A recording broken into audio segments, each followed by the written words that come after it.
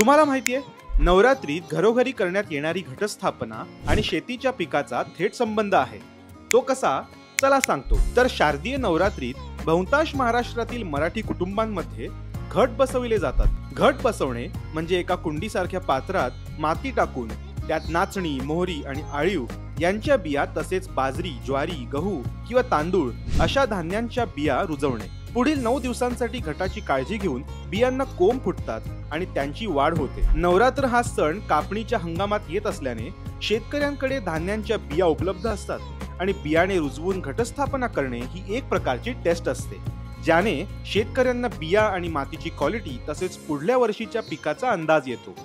ही झाली नवरात्र उत्सवाची शास्त्रीय बाजू.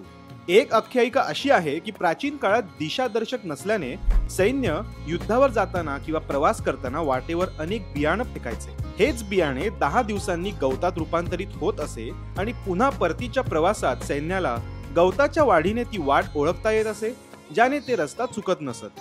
अशा प्रकारे भारतातील विविध संस्कृतींमध्ये नवरात्र आणि घटस्थापनेचं वेगवेगळं महत्व आहे. तुम्हाला घटस्थापनेचं अजून कोणतं कारण किंवा इंटरेस्टिंग गोष्ट माहित आहे का?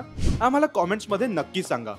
आणि अशाच माहितीपूर्ण व्हिडिओजने गाइडेड राहण्यासाठी मराठी माइंडेडला सबस्क्राईब करा.